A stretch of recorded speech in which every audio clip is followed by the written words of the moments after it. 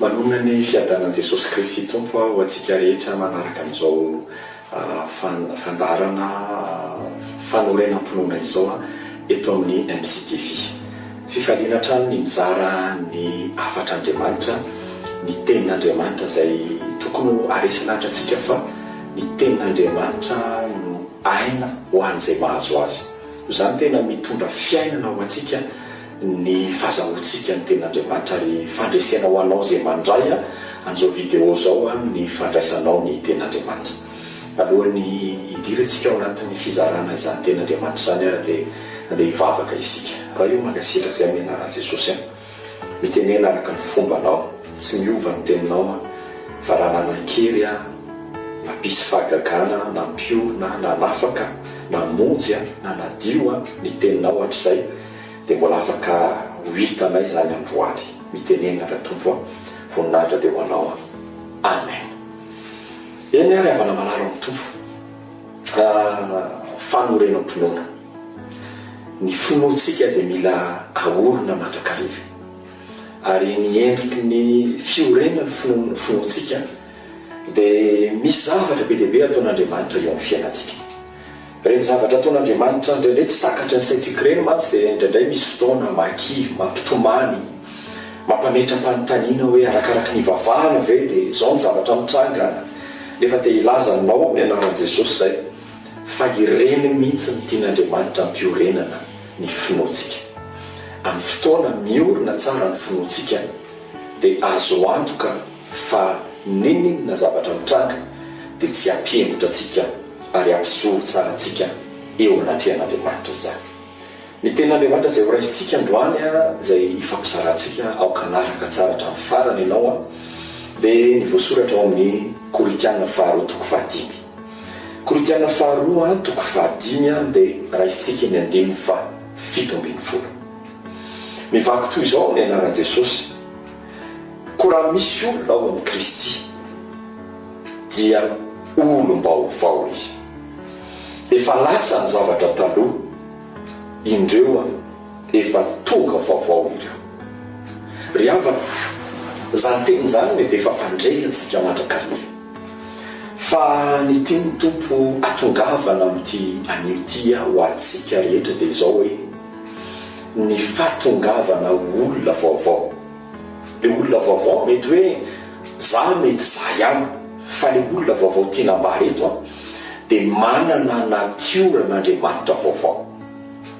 Ary ny natiorany nofontsika na itsika vao teraka dada sy neny tany am-piandohana dia manana ny natiorany dada sy neny, manana ny natiorany nofontsika isika. Dia io le nofo mitrotra be, misy toetra be, misy fanao be dia be, misy fiteny hafahafa be dia be.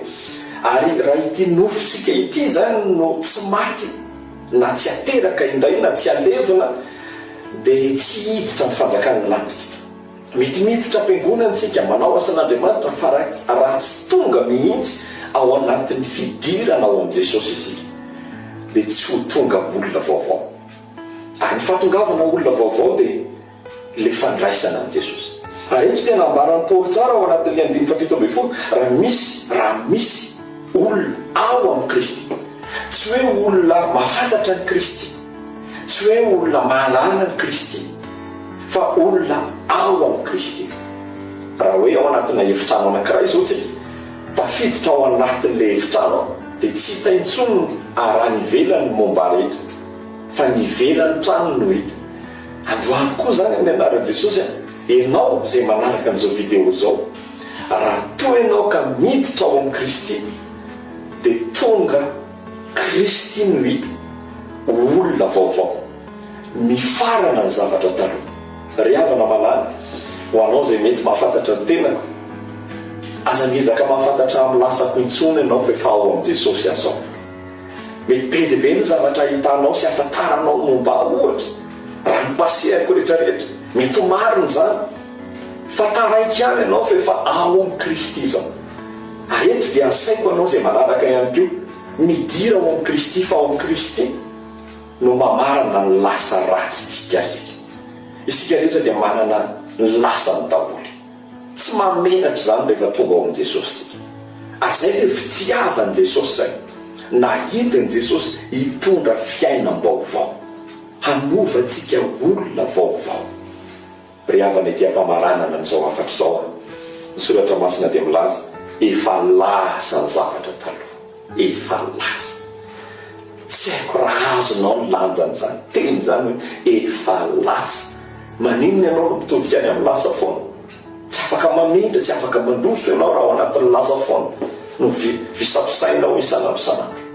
Ary aza diny fa ny tena mampiasa ny lasa antsika dia ny Satana.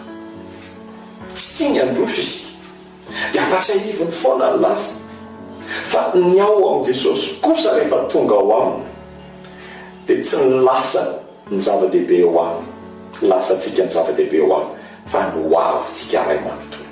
Manana planina tsara ho azy ho anao Andriamanitra. Satria izany ny tena Andriamanitra fitiavana.